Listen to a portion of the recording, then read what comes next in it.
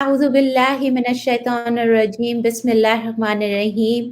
अस्सलाम वालेकुम नाजरीन, मैं हूँ आपकी मेज़बान नौशीन बेग और आप इस वक्त देख रहे हैं लाइफस्टाइल टीवी चैनल मेरे साथ। और आज का प्रोग्राम हम हज 2020 के बारे में कर रहे हैं। और आज हमारी जो मेहमान हैं उन्होंने रियाद सऊदी अरब से हमें ज्वाइन किया है। अस्सलाम वालेकुम डॉक्टर मैमूना, आप कैसी हैं? वालेकुम अस्सलाम व रहमतुल्लाहि व बरकातुहू। अल्हम्दुलिल्लाह जी, मैं बिल्कुल खैरियत से हूँ अल्हम्दुलिल्लाह। और उम्मीद करती हूँ आप सब भी खैरियत से होंगे। आमीन। अच्छा, थोड़ा सा आपका इंट्रो कर देते हैं, वैसे तो ज़रूरत नहीं है।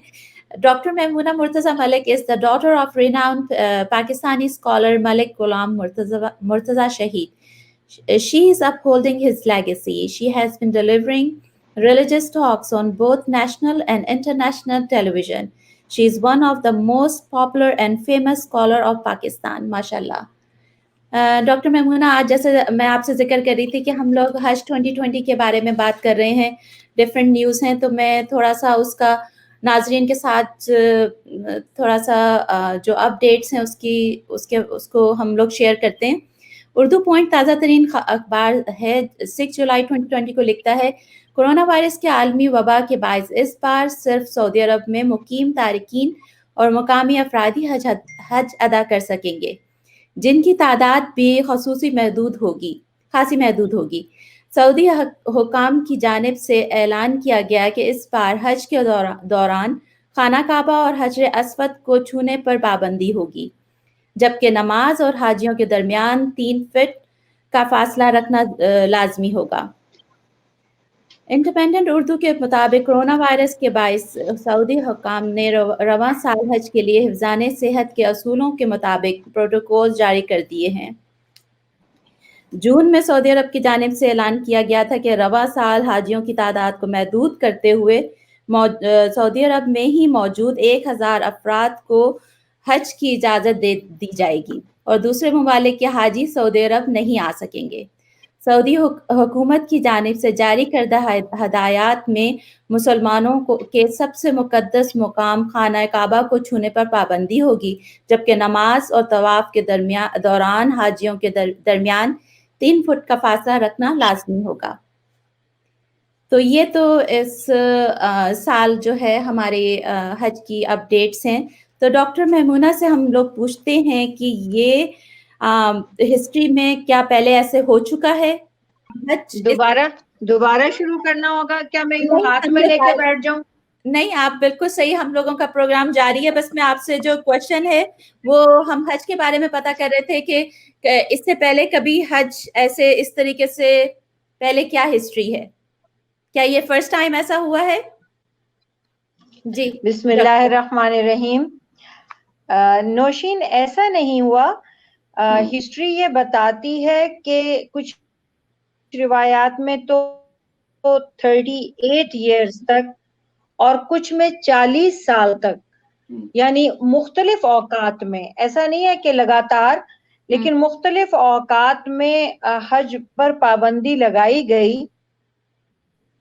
कभी जंगों की वजह से, कभी वबाओं की वजह से, और मक्का मुकरमा में शदीद बुखार आया और उससे अक्सर हुज्जाज मरने लगे, तो 3 साल तक मतवातर हज बंद कर दिया गया।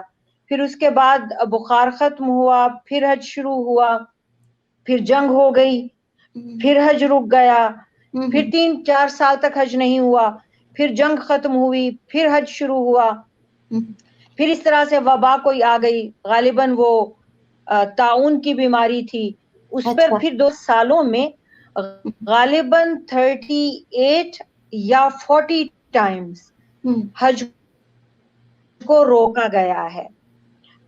तो वबा में हज को कम से कम कई साल, 8 या 10 साल मिलते हैं हिस्ट्री में कि खास तौर से मना किया गया है अमीर मक्का की जानिब से कि आप हज नहीं कर सकते, लोगों को खतरा है, जो आते हैं हाजी वो भी बीमार होकर मर जाते हैं और अहले मक्का की भी बहुत ज्यादा अमवात हो रही थी, तो हज रोका गया।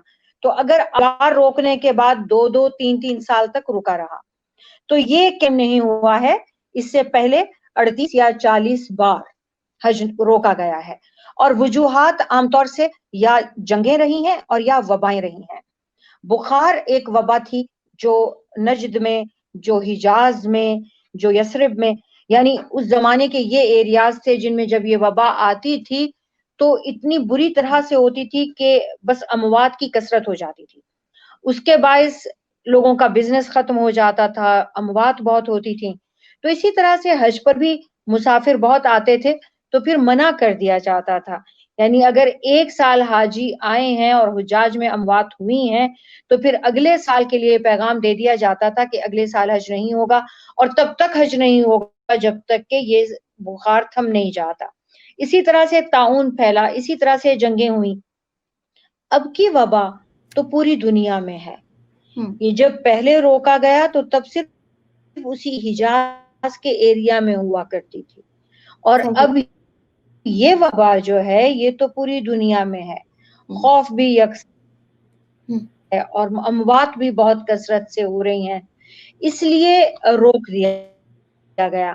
مگر ابھی جو آپ نے بھی آرڈر پڑھا ہے اس میں مقامی لوگوں کو اس کی اجازت دی گئی ہے، 10,000 کے قریب لوگ کریں گے حج، تمام ایس او پیز کو سامنے میں بھی یہ ہے کہ شرائط کے ساتھ ہیں، بیماریاں بھی دیکھی جائیں گی کہ وہ ہارٹ پیشنٹ تو نہیں ہے، بلڈ پریشر کے پیشنٹ تو نہیں ہے، ڈائبیٹک تو نہیں ہے، ایج بھی ہے منیمم 20 ایئرز ہے، میکسیمم 65 ایئرز ہے۔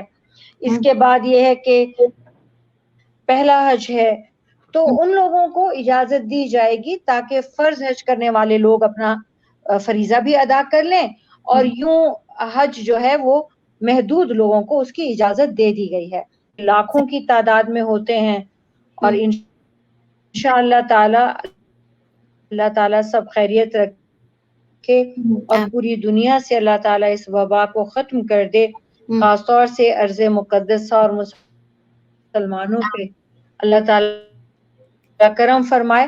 تو انشاءاللہ اگلے سال پھر اللہ کے گھر میں یہ سب رونقیں ہوں گی انشاءاللہ تعالیٰ۔ اللہ تعالیٰ سب کو واپس اپنے گھر کی اجازت دے اور ہم سب لوگ پھر سے آئیں عمرے کے لیے، باہر سے آپ لوگ بھی آئیں اور یہاں سے ہم بھی جائیں۔ آمین۔ سچ پوچھیں دل اداس تو بہت ہے اس خبر سے، لیکن بہرحال کسی بھی عبادت سے انسان کی جان قیمتی ہے۔ دیکھیے آپ صلی اللہ علیہ وآلہ وسلم نے حضرت عبداللہ بن عباس کے کندھے پر ہاتھ رکھتے ہوئے طواف کے دوران مطاف میں آپ نے سوال کیا کہ مجھے یہ بتاؤ میرے چچا زاد بھائی کہ اس جگہ سے بڑھ کر کسی مقام کی تکریم ہے کیا دنیا میں؟ تو وہ کہتے ہیں نہیں یا رسول اللہ، بیت اللہ شریف دنیا میں مقدس ترین مقام ہے، اور اس سے بڑھ کر نہ تو کوئی اور عزت کی جگہ ہے اور نہ کوئی خوبصورت اور نہ کوئی بہترین جگہ ہے، نہ کوئی مکرم ہے۔ تو آپ صلی اللہ علیہ وآلہ وسلم نے فرمایا کہ ایک انسان کی عزت اس سے بڑھ کر ہے۔ صحیح، ماشاءاللہ ماشاءاللہ۔ تب آپ سوچئے، اور ایک اور روایت میں ہے کہ آپ صلی اللہ علیہ وآلہ وسلم نے فرمایا کہ کسی انسان، اور ایک جگہ فرمایا کسی مسلمان کی توہین کعبے کو گرا دینے سے بھی بڑھ کر جرم ہے۔ صحیح۔ تو اب آپ سوچئے کہ انسان کی عزت کی اگر اتنی اہمیت اللہ نے دی ہے، اور اس میں مسلمان کی عزت کی اتنی اہمیت اگر اللہ نے رکھی ہے، تو جان کی اہمیت تو اس سے بھی زیادہ ہے۔ صحیح، بے شک۔ اچھا، ہم لوگ بات کر رہے تھے کہ یہ ان 10 دنوں کی کیا فضیلت ہے؟ بسم اللہ الرحمن الرحیم۔ سورہ فجر اسی سے شروع ہوتی ہے۔ اللہ تعالیٰ نے قسم اٹھائی ہے، والفجر ولیال عشر، قسم ہے فجر کی اور قسم ہے ان 10 راتوں کی۔ یہ جو 10 راتیں ہیں یہ ذی الحج کی یکم کی رات سے لے کے عید الاضحیٰ کے دن تک تو یہ 10 راتیں اور 9 دن بنتے ہیں، اور حدیث شریف میں مختلف روایات ہیں۔ اللہ تعالیٰ نے قسم اٹھائی ہے ان 10 راتوں کی، اس کا مطلب ہے کہ یہ 10 راتیں پورے سال کی جتنی راتیں ہیں ان میں سب سے زیادہ اہمیت کی حامل ہیں، سب سے زیادہ بابرکت ہیں، سب سے زیادہ اجر و ثواب کی حامل ہیں۔ ایک حدیث میں تو کچھ لوگوں نے اس کو لیلۃ القدر صرف رمضان کی رات کو نکال کے کچھ روایات میں کہا کہ لیلۃ القدر کے علاوہ اس کے بعد یہ 10 راتیں جو ہیں سب سے بڑھ کر ہیں، اور کچھ مفسرین نے کہا نہیں یہ ان سے بھی بڑھ کر ہے، یعنی جب اللہ تعالیٰ نے ان کی قسم اٹھائی ہے تو بہت بڑھ کر ہے۔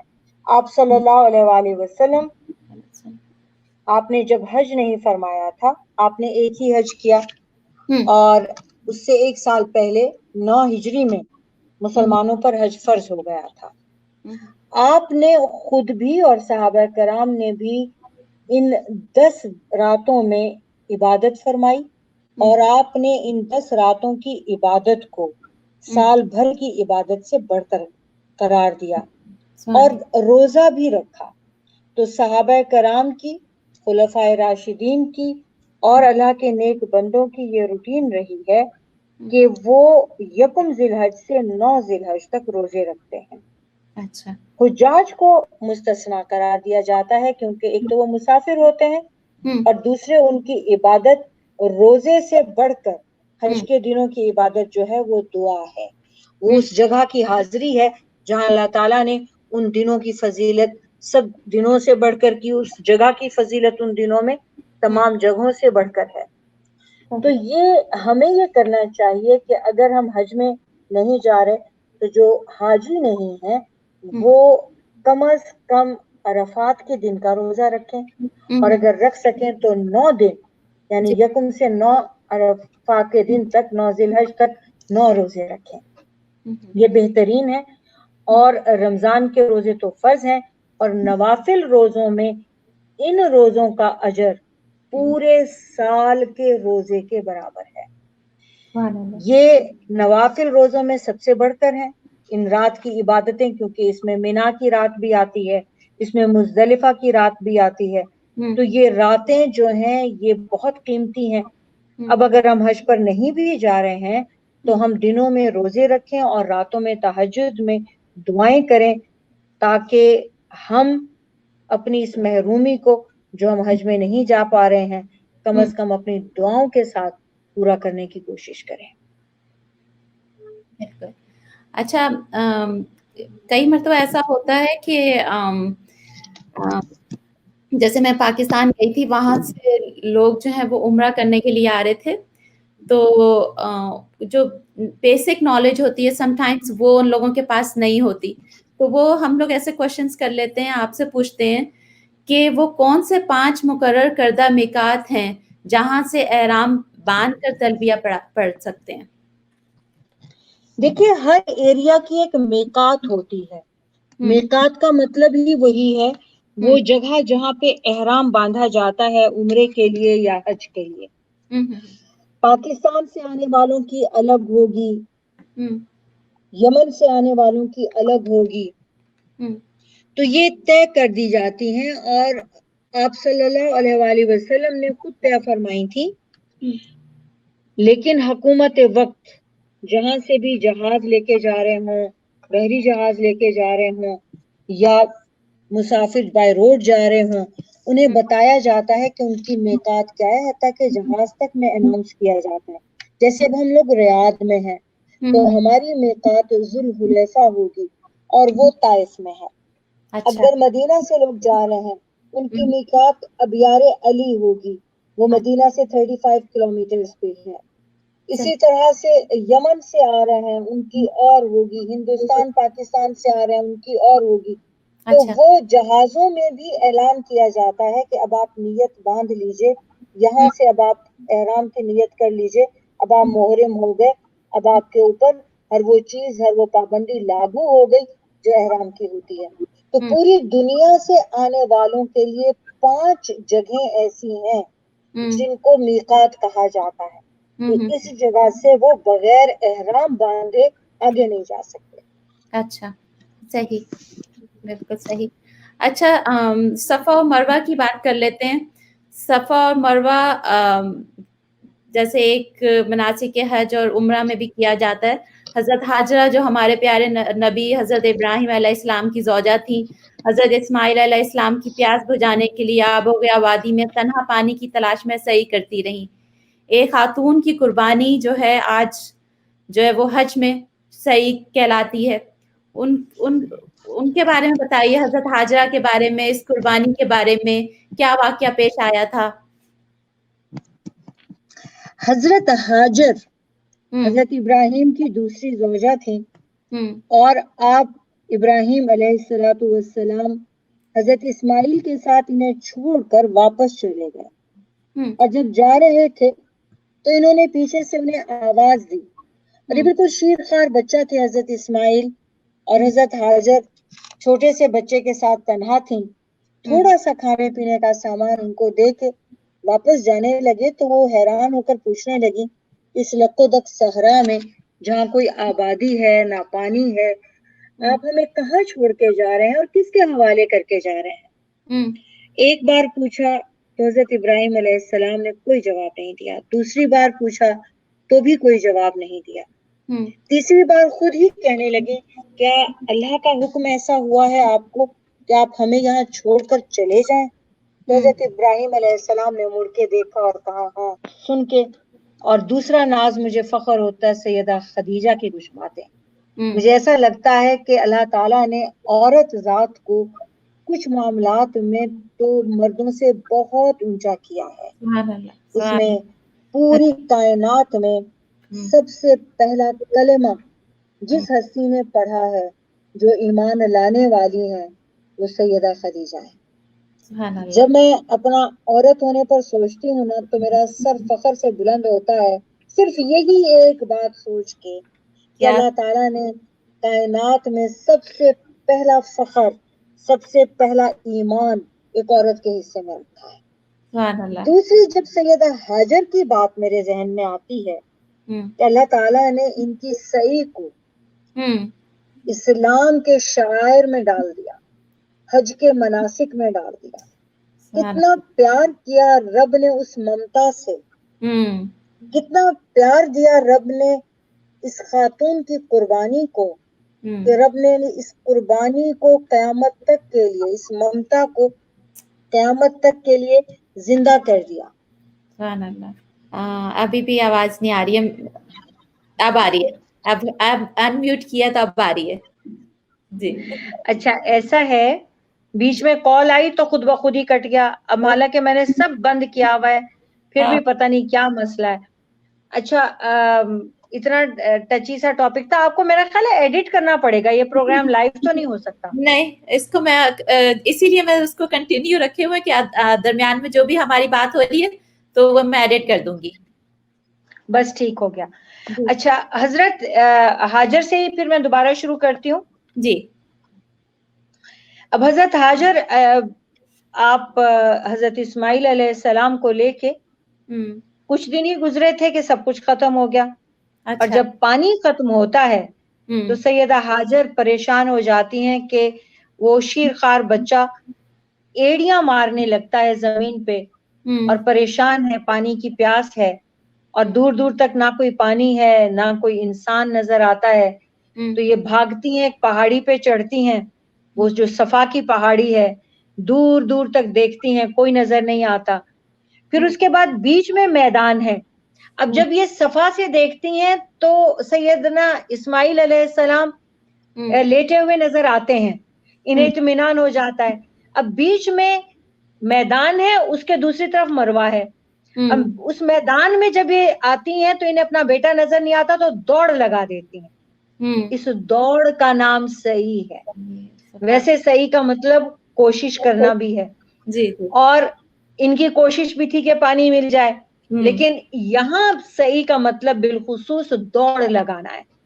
دوڑ پڑتی ہیں کہ کہیں بیٹا نگاہوں سے اوجھل ہے تو کہیں خدا نہ خواستہ کوئی جانور نہ آ جائے. پھر مروہ پہاڑی پہ چڑھ جاتی ہیں. پھر وہاں سے چاروں طرف دیکھتی ہیں کہ کہیں کوئی نظر آ رہا ہے یا نہیں. جب کوئی انسان نظر نہیں آتا آوازیں لگاتی ہیں, جب کوئی نظر نہیں آتا تو بیٹے کو دیکھتی ہیں کہ وہ ٹھیک ہے, کیونکہ وہ ایڑیاں رگڑ رہے ہیں, وہ ہاتھ پیر چلا رہے ہیں, تو سمجھ میں آ رہا ہے کہ بیٹا ہوش میں بھی ہے اور بیٹا ٹھیک بھی ہے. مطلب یہ دیکھیے کہ ان کو اطمینان ہوتا ہے پہاڑی پہ چڑھ کے بیٹے کو دیکھنے کا بھی, اور یہ لوگوں کو پکارتی ہیں, اور بیچ میں یہ دوڑ لگا دیتی ہیں کہ بیٹا نگاہوں سے اوجھل ہے, اور اس بیچ یہ دعا مانگتی ہیں کہ الہی میری مدد کر دے, میرا بچہ پیاسا ہے. اس لمحے میں دل میں یہ سوچتی ہوں کہ اللہ تعالیٰ کو کتنا پیار آیا ہے کہ اللہ نے اپنی محبت کو بھی ممتا سے تشبیہ دی ہے. سبحان اللہ. اللہ تعالیٰ فرماتے ہیں, حدیث قدسی ہے کہ اللہ تعالیٰ نے اپنی رحمت کا 1000واں حصہ اس دنیا میں بھیجا ہے اور 999 حصے اپنے پاس رکھے ہیں, اور وہ جو 1000واں حصہ اس دنیا میں بھیجا ہے اس میں سے بھی سب سے زیادہ ماؤں کی چھاتیوں میں ڈال دیا ہے.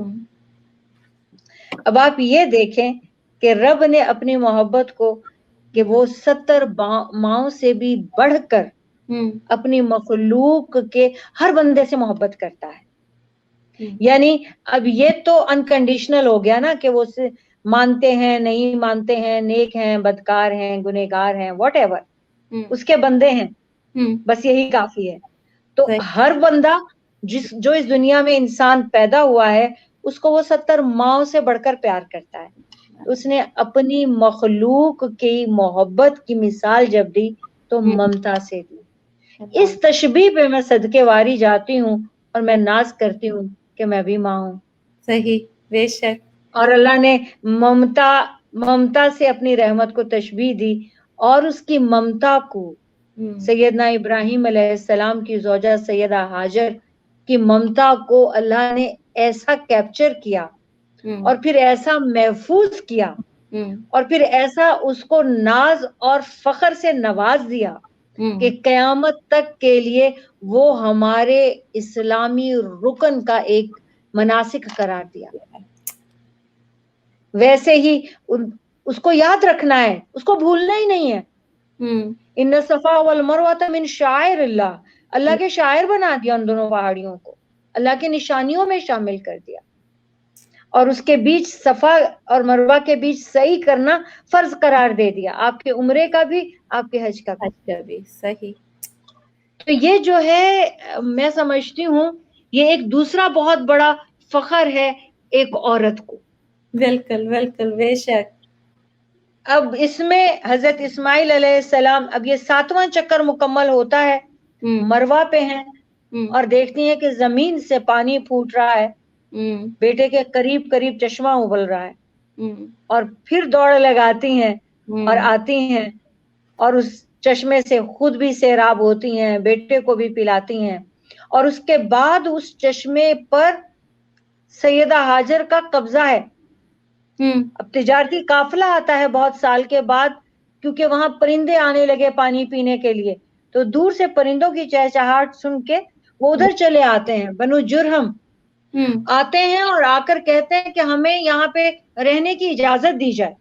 اچھا. تو سیدہ ہاجر کو بہت اچھا لگتا ہے کہ انسانوں کی شکلیں نظر آئیں, پورا قبیلہ یہاں بس جائے گا, لیکن ان کے ذہن میں ایک بات آتی ہے, اور یہ بھی یقیناً الہامی بات ہے جو اللہ تعالیٰ نے ان کے ذہن میں ڈالی, کہ وہ یہ کہتی ہیں کہ یہ چشمہ ان کا ہے. اچھا. اور یہ ان کے قبضے میں رہے گا, لوگ یہاں سے پی سکتے ہیں, جانوروں کو پلا سکتے ہیں, لیکن اس پر قبضہ انہی کا رہے گا. یہ اللہ تعالیٰ نے ان کو عطا کیا ہے, ان کو اور گفٹ. یہی ہو جاتا ہے. ہاں.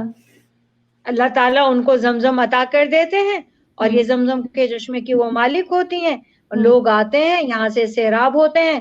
اس چشمے کی وجہ سے ان کا نام ہوتا ہے, یہ پانی کی مالک ہیں, ان کا بیٹا پانی کا مالک ہے.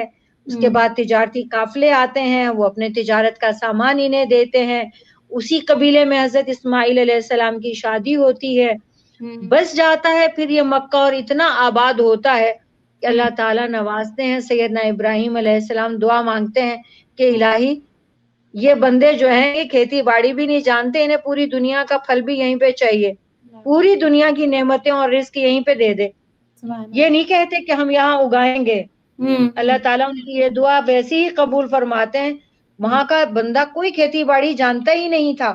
جب ہجرت فرمائی آپ صلی اللہ علیہ وآلہ وسلم نے, تو مہاجرین جب مدینہ گئے تو انصار کھیتی باڑی کرتے تھے, اور مہاجرین کو پتہ ہی نہیں تھا کھیتی باڑی ہوتی کیا ہے, انہیں آتا ہی نہیں تھا, انہیں صرف تجارت کرنا آتی تھی.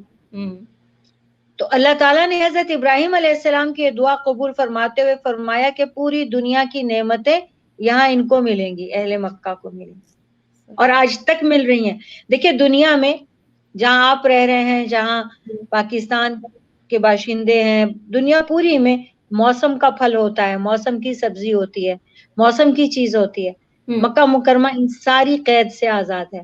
مکہ مکرمہ میں آپ کو ہر موسم میں ہر چیز ملتی ہے. بالکل بالکل صحیح بات ہے. اور اس کے بعد پوری جو دنیا سے, اتنی بیاباں جگہ وہ,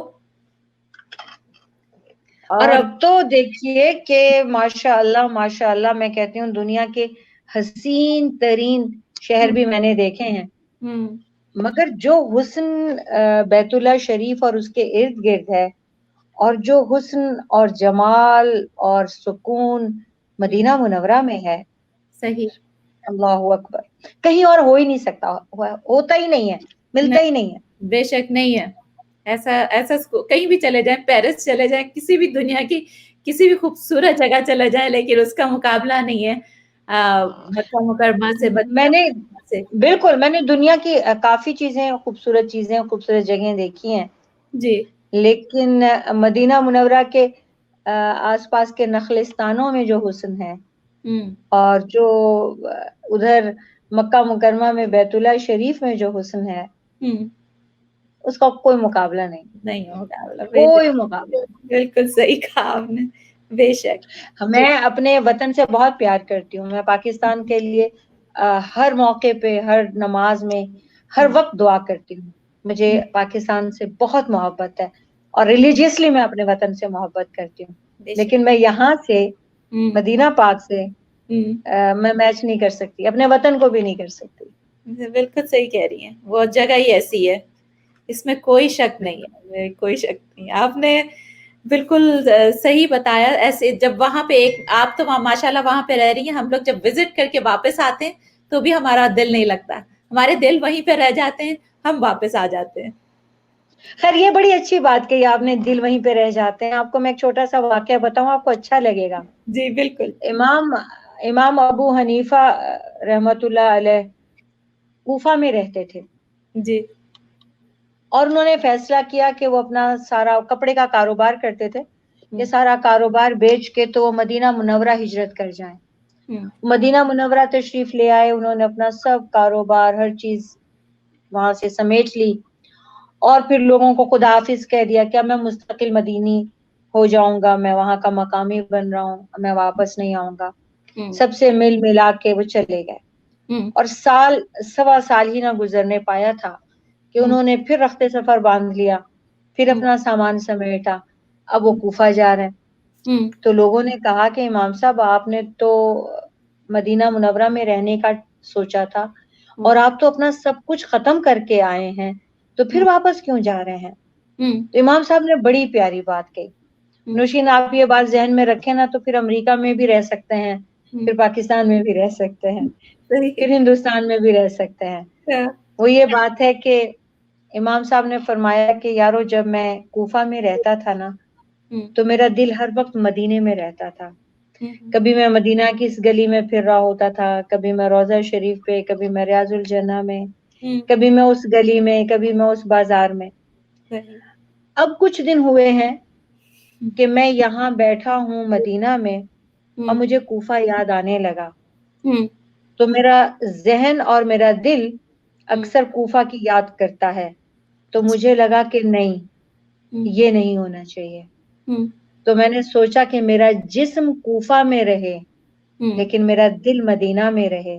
تو میں نے فیصلہ کیا کہ میں واپس چلا جاؤں, کیونکہ جب میں وہاں ہوتا تھا تو میرا دل ہمیشہ مدینہ میں ہوتا تھا. اب مدینہ میں میرا جسم ہو تو میرا دل مدینہ میں کیوں نہ ہو. میرا دل کوفہ میں کیوں گیا, میں اس بات کی اپنے جسم کو واپسی کی سزا دے رہا ہوں. کیا تو خوبصورت بات یہ ہے, بیان کیا. بات یہ ہے کہ دل مدینہ میں ہو, ہوں، آپ کہیں پر بھی ہوں, جسم سے کیا فرق پڑتا ہے. صحیح. ہماری روح جو ہے وہ, ہمارا دل جو ہے وہ ہوں، اہمیت رکھتا ہے سب سے زیادہ. بالکل. ہماری روح وہاں پہنچ جاتی ہے ہوں، جہاں زندگی میں ہمارا دل ہوتا ہے. ہوں، صحیح. اور حضرت عیسیٰ نے بڑی پیاری بات, حضرت عیسیٰ علیہ السلام, ہاں، ان کی بہت پیاری بات ہے انجیل میں. وہ ہوں، کہتے ہیں کہ انسان کا پورا دماغ, پوری طاقت اور دل ہوں، وہاں لگا ہوتا ہے جہاں اس کی انویسٹمنٹ ہوتی ہے.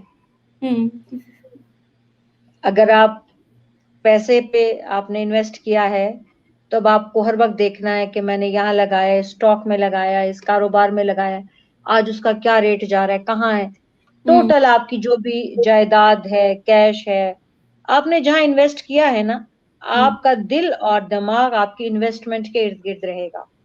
ہوں، اگر آپ نے اللہ اور اللہ کے رسول کی یاد پہ انویسٹ کیا ہے, ہوں، اگر آپ نے قیامت کے لیے انویسٹ کیا ہے, اگر آپ نے جنت کے لیے انویسٹ کیا ہے, مطلب جو بھی آپ کی انویسٹمنٹ ہے نا, ہاں، ہاں، ہاں، اب آپ کی پوری طاقت, پورا دل اس کی پوری طرف لگ ایف- جائے گا, اچھا، ادھر چلا جائے. آپ کی یہ بات سن کے جنہوں نے ریزرویشن کروا چکے تھے, جو پوری پریپیئر ہو گئے تھے کہ اس سال جو ہے حج کرنے جائیں گے, تو آپ نے جو یہ واقعہ سنایا, آپ نے یہ جو باتیں کی ہیں, سو ان کو بہت تسلی ہوئی ہوگی, کیونکہ ان سب کے جو ہیں وہ میرے خیال میں دل تو وہیں پر ہیں, جسم یہاں پر ہے لیکن دل وہیں پر, اور جو حج کے دن جب گزریں گے تو انہیں یہی محسوس ہوگا کہ ہم وہاں پر ہیں.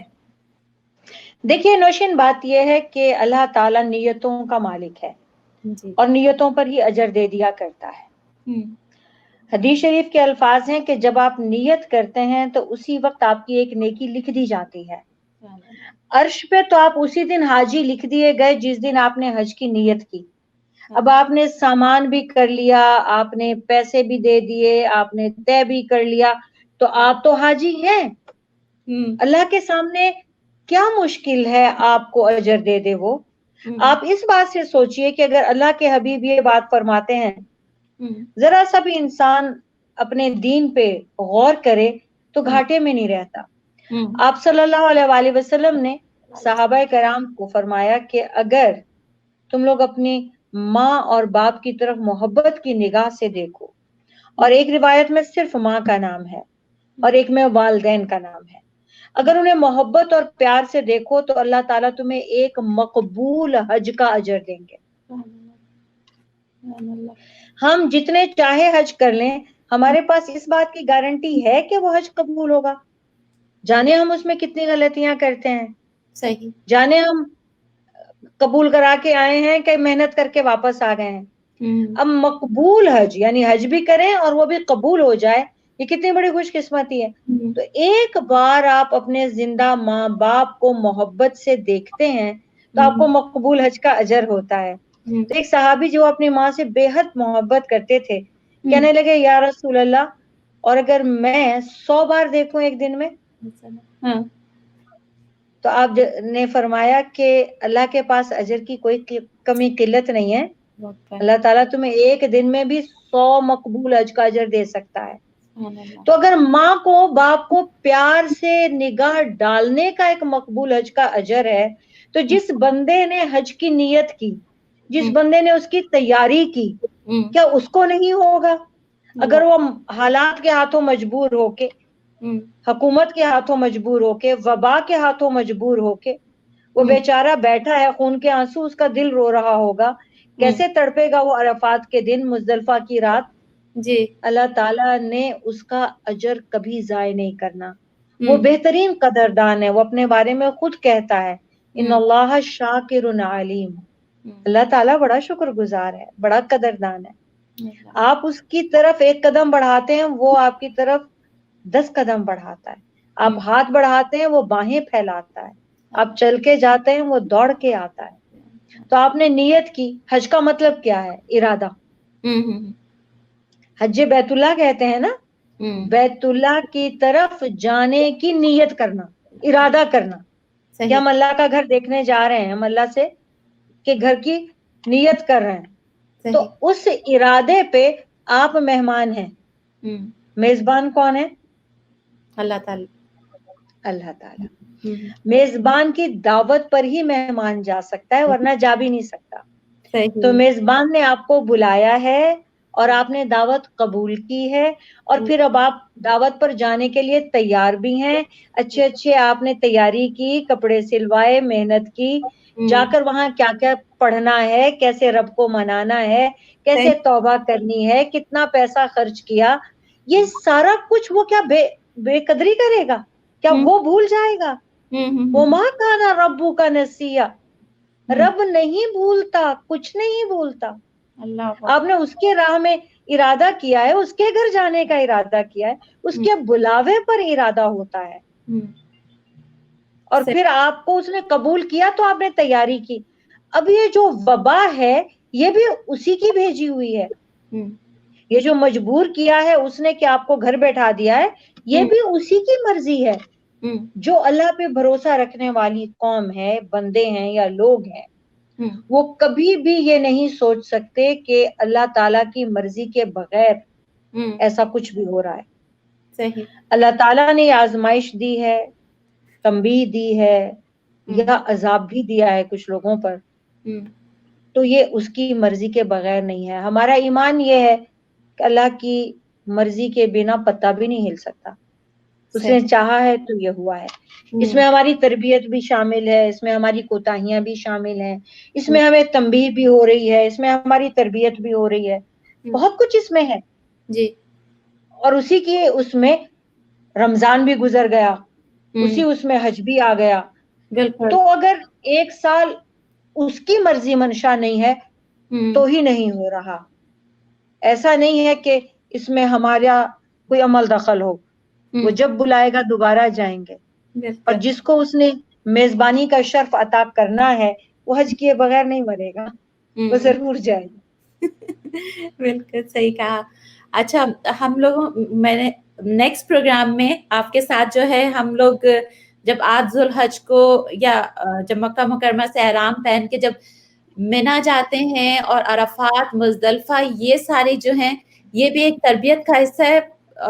جو لوگ حج کرنے گئے ہیں انہیں معلوم ہے کہ کیسے جو ایک سٹیپ بائی سٹیپ جو ہیں وہ ہم لوگوں کی کیسے تربیت ہو رہی ہوتی ہے.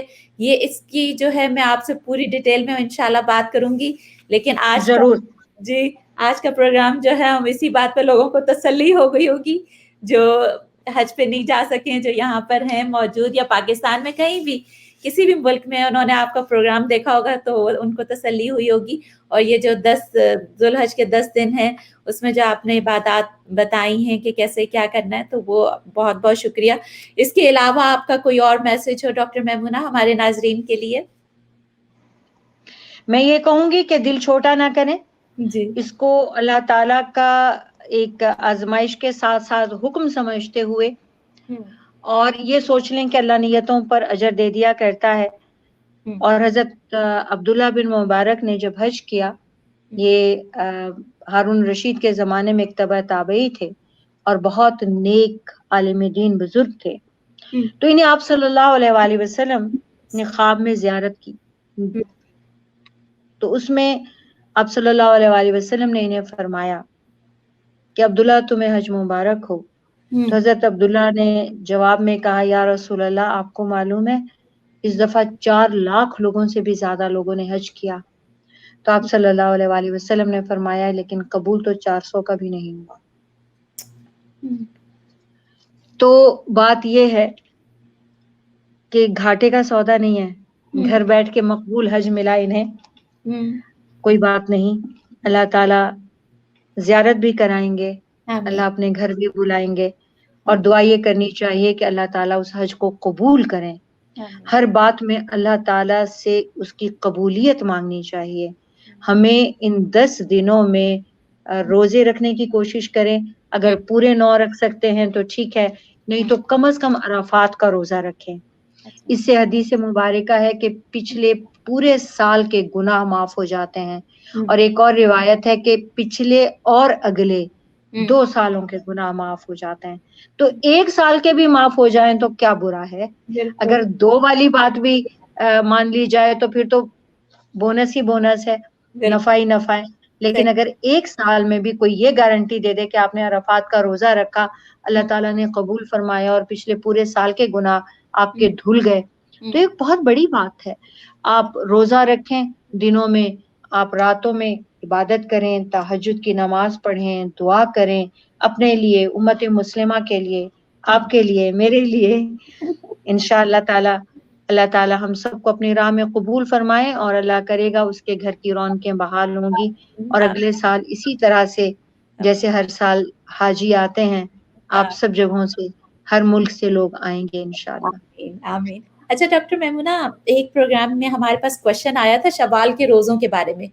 انہوں نے کہا تھا جی کہ انہوں نے پوچھا تھا کہ جو شوال کے 6 روزے میں نے رکھے ہیں, تو وہ جو قضا جو ہو گئے تھے رمضان میں, تو وہ اس میں شامل ہوں گے یا مجھے ایکسٹرا وہ جو قضا ہوئے تھے وہ الگ رکھنے پڑیں گے؟